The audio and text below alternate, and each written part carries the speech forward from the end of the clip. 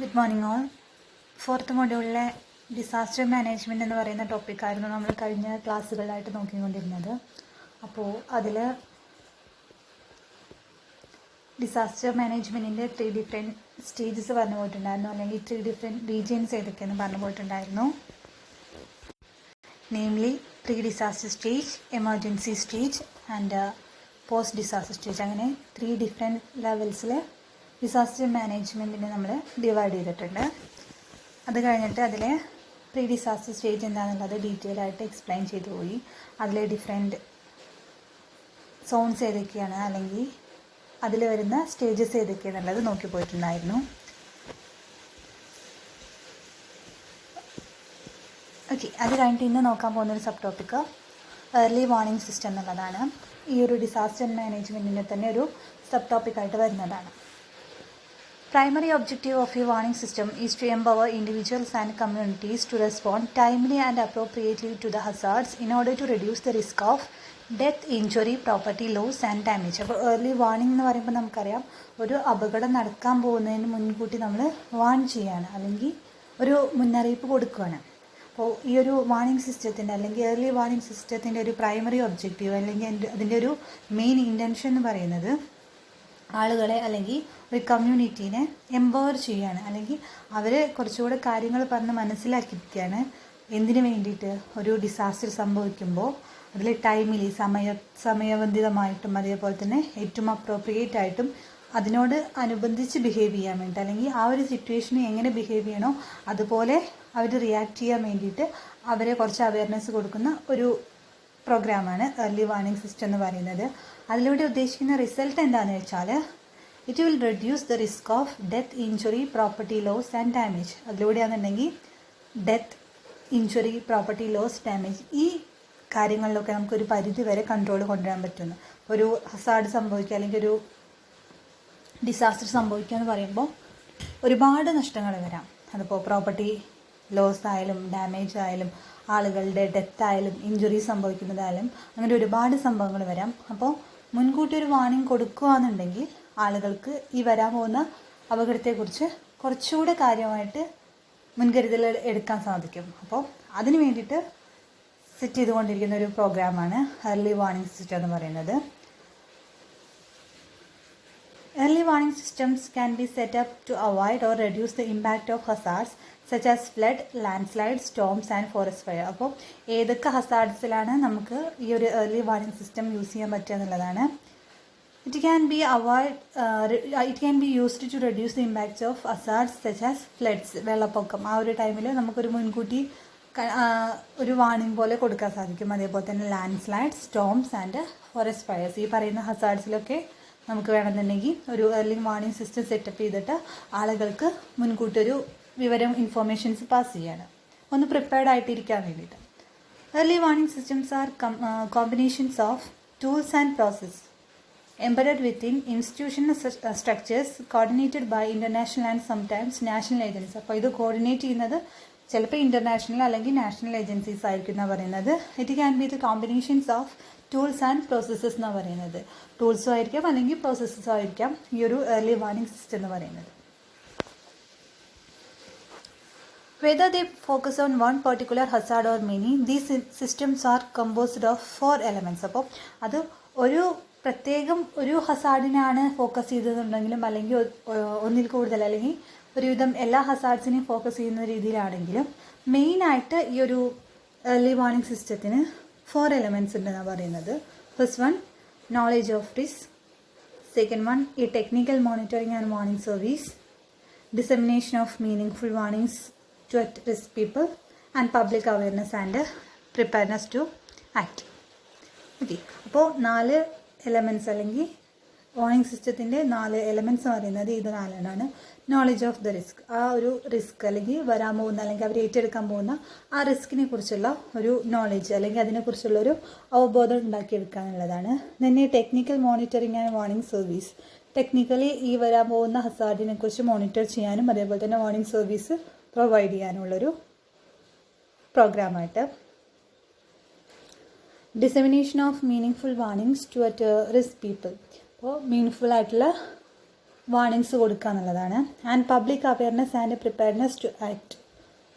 പബ്ലിക്കിന് അവയർനെസ് കൊടുക്കുക, അതേപോലെ തന്നെ ആ സിറ്റുവേഷനിൽ എന്ത് ചെയ്യണം, കറക്റ്റായിട്ട് എന്ത് ചെയ്യണം എന്നുള്ളതിന് വേണ്ടിയിട്ടുള്ളൊരു പ്രിപ്പറേഷൻ മോഡിലേക്ക് അവരെ എത്തിക്കുക എന്നുള്ളതാണ്. അപ്പോൾ ഇതാണ് ദ 4 എലമെൻറ്റ്സ് പറയുന്നത്.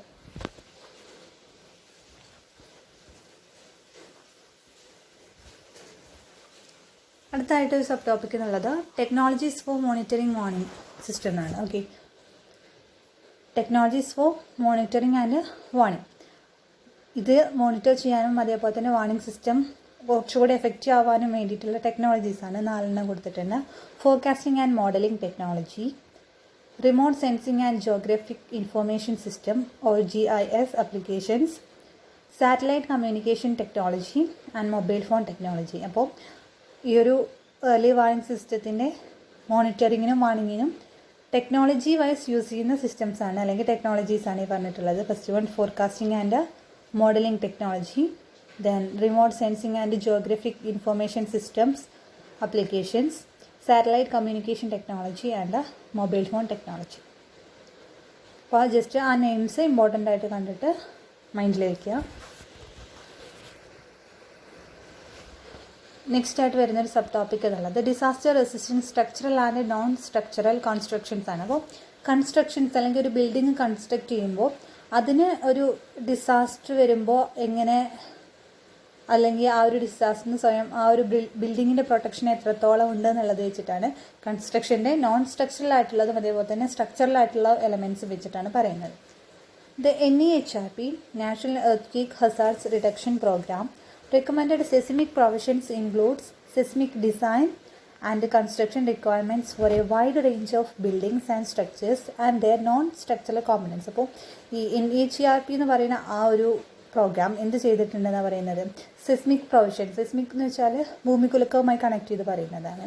അപ്പോൾ ആ ഒരു ഭൂമികുലുക്കം അങ്ങനത്തെ എന്തെങ്കിലും ഒരു നാച്ചുറൽ ഹസാർഡ് സംഭവിക്കുകയാണെന്നുണ്ടെങ്കിൽ അതിനെ ഫേസ് ചെയ്യാൻ പറ്റിയ ബിൽഡിങ്സ്, അല്ലെങ്കിൽ ഒരു ഭൂമികുലുക്കം സംഭവിച്ചാലും വലിയ കേടുപാടുകളൊന്നും സംഭവിക്കാതെ നിലനിൽക്കാൻ പറ്റുന്ന ബിൽഡിങ്സ് എങ്ങനെ ഉണ്ടാക്കിയെടുക്കാം, അതേപോലെ തന്നെ ആ ബിൽഡിങ്ങിൻ്റെ സ്ട്രക്ചറിലും നോൺ സ്ട്രക്ചറിലുമായിട്ട് എലമെൻറ്റ്സിൽ എന്തൊക്കെ മാറ്റങ്ങൾ വരുത്തണം എന്നൊക്കെ കുറിച്ച് ഒരു ഡീറ്റെയിൽ ആയിട്ട് പഠനം നടത്തിയിട്ടുള്ളതാണ് NEHRP എന്ന് പറയുന്നത്. അപ്പോൾ അവർ പറയുന്നത് ആ സ്ട്രക്ചറിലും നോൺ സ്ട്രക്ചറൽ കോമ്പണൻസിലും ഡിഫറൻസ് ഉണ്ടെന്നാണ് പറയുന്നത്. A building includes the structure itself. അപ്പോൾ ഒരു ബിൽഡിംഗ് ആകുമ്പോൾ അതിൻ്റെ ഒരു സ്ട്രക്ചർ ഉണ്ടായിരിക്കും. അതേപോലെ തന്നെ non structural components, example cladding, roofing, interior walls and ceiling, electrical system. അപ്പം അതിനൊരു സ്ട്രക്ചർ ഉണ്ടായിരിക്കും. അതേപോലെ തന്നെ നോൺ സ്ട്രക്ചറൽ എലമെൻറ്റ്സ് ആയിട്ടുള്ള ക്ലാഡിംഗ് എന്ന് പറയുന്നത് അതിൻ്റെ ഒരു ഔട്ടർ ലെയറിനെയാണ്. Then roofing, interior walls and ceiling, electrical systems permanently attached to and supported by the structure. അപ്പോൾ ഈ പറയുന്ന നോൺ സ്ട്രക്ചറൽ എലമെൻറ്റ്സ് എല്ലാം സ്ട്രക്ചറുമായിട്ട് അറ്റാച്ച് ചെയ്തിട്ടുള്ളതായിരിക്കും, അല്ലെങ്കിൽ സ്ട്രക്ചർ സപ്പോർട്ട് ചെയ്യുന്ന എലമെൻറ്റ്സ് ആയിരിക്കും. ഇനി അതിൽ സ്ട്രക്ചറൽ സിസ്റ്റത്തിൻ്റെ ഇമ്പോർട്ടൻസ് ആണ് പറയുന്നത്. Over many years engineers have observed that some structural systems perform better in earth than others. അപ്പോൾ വർഷങ്ങളായിട്ട് എഞ്ചിനീയേഴ്സ് നിരീക്ഷിച്ചുകൊണ്ടിരിക്കുന്ന ഒരു കാര്യമാണ്, ചില ബിൽഡിങ്സ് വല്ല എർത്ത് അങ്ങനെ എന്തെങ്കിലും നാച്ചുറൽ ഹസാർഡ് സംഭവിക്കുമ്പോൾ പെട്ടെന്ന് കൊളാപ്സ് ആവുന്നുണ്ട്, പക്ഷേ മറിച്ച് ചില ബിൽഡിങ്സ് ആകുമ്പോൾ അവർ അവിടെ തന്നെ നിലനിൽക്കുന്നുണ്ട്. അപ്പോൾ ആ ഒരു ഡിഫറൻസ് എഞ്ചിനീയേഴ്സ് എന്ത് ചെയ്യുന്നുണ്ട്, വർഷങ്ങളായിട്ട് എക്സാമിൻ ചെയ്തുകൊണ്ടിരിക്കുന്നുണ്ട്. Structural systems are categorised based on material of construction. അപ്പോൾ ഈ ഒരു സ്ട്രക്ചറൽ സിസ്റ്റം, ഒരു ബിൽഡിങ്ങിൻ്റെ സ്ട്രക്ചറൽ സിസ്റ്റം അതിലൊരു ഡിവിഷൻ കൊണ്ടുവന്നിരിക്കുന്നത് അല്ലെങ്കിൽ കാറ്റഗറൈസ് ചെയ്തിരിക്കുന്നത് ആ ഒരു ബിൽഡിങ്ങിൻ്റെ സ്ട്രക്ചറിൽ എന്തൊക്കെ എലമെൻറ്റ്സ് യൂസ് ചെയ്തിട്ടുള്ളതാണ്. ഇപ്പോൾ കോൺക്രീറ്റ് ആണോ, സ്റ്റീലാണോ, വുഡാണോ, ഏത് എലമെൻറ്റ്സ് ആണോ അതിൽ യൂസ് ചെയ്തിട്ടുള്ളത് അതിനെ ബേസ് ചെയ്തിട്ടാണ് കാറ്റഗറൈസ് ചെയ്തിട്ടുള്ളത് അല്ലെങ്കിൽ ഡിവൈഡ് ചെയ്തിട്ടുള്ളത്. It can be concrete, steel or wood. ഇത് വെച്ചിട്ട് നമുക്കൊരു ബിൽഡിംഗ് ഉണ്ടാക്കാം. By the way in which lateral forces induced by earthquake shaking are resisted by the structure by walls or frames. അപ്പോൾ ഈ ഓരോ എലമെൻറ്റും അനുസരിച്ചിട്ട് അത് ഈ ഒരു എർത്ത് കാരണം അല്ലെങ്കിൽ ഭൂമികുലുക്കം കാരണം ഉണ്ടാകുന്ന ഷേക്സൊക്കെ ഒരു പരിധി വരെ താങ്ങാനുള്ള ഒരു കപ്പാസിറ്റി ആ ഒരു ബിൽഡിങ്ങിന് ഉണ്ടാവും.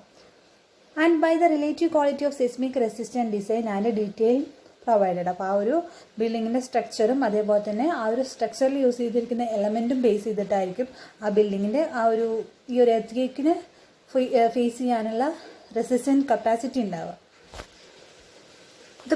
The provisions recognize the 6 broad categories for structure system. അപ്പോൾ ഈ ഒരു NEHRPയുടെ ആ പ്രൊവിഷൻസിൽ പറയുന്നുണ്ട് there are 6 broad categories of structural systems. Structural സിസ്റ്റത്തിന് 6 broad categories ഉണ്ടെന്നാണ് പറയുന്നത്. അല്ലെങ്കിൽ അതിനൊരു 6 categories ആയി ഡിവൈഡ് ചെയ്തിട്ട് first one bearing wall system, then building frame systems, moment resisting frame systems, dual systems, cantilever column systems and systems not specifically designed for seismic resistance. അപ്പോൾ ഇത്രയും പറയുന്ന സിസ്റ്റംസ് വെച്ചിട്ടാണ് അതിനെ കാറ്റഗറൈസ് ചെയ്തിട്ടുള്ളത്, 6 കാറ്റഗറീസ് ആയിട്ട് divide ചെയ്തിട്ടുള്ളത്.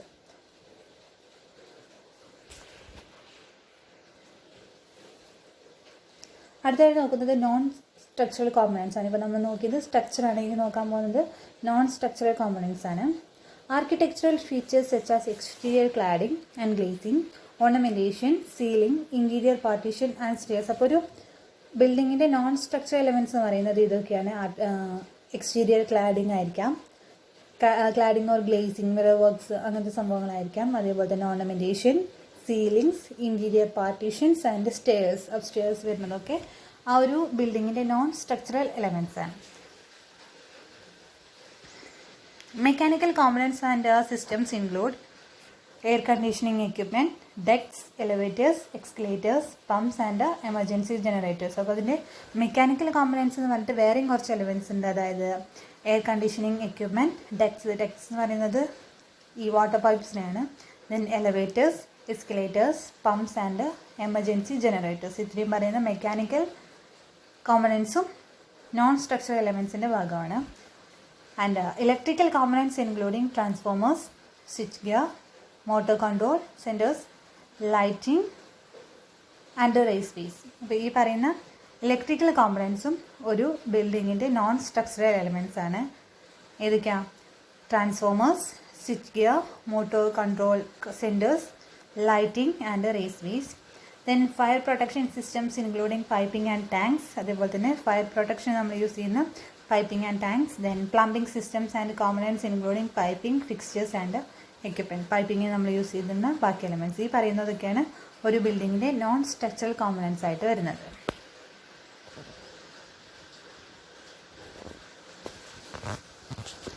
ഇനി ഒരു ഡിസാസ്റ്ററിൽ വരുന്ന നെക്സ്റ്റ് ആ ഒരു ഡിസാസ്റ്ററിൻ്റെ പ്രിപ്പയർനെസ് ആയിട്ട് നമുക്ക് പറയുന്ന വേറൊരു സബ് ടോപ്പിക്കാണ് ഇൻഷുറൻസ് പറയുന്നത്. അപ്പോൾ പ്രീ ഡിസാസ്റ്റർ സ്റ്റേജിൽ നമുക്ക് എന്തൊക്കെ ചെയ്യാമെന്നുള്ളതാണ് നോക്കിക്കൊണ്ടിരിക്കുന്നത്. അതിൽ നെക്സ്റ്റ് വന്നാണ് ഇൻഷുറൻസ് എന്ന് പറയുന്നത്.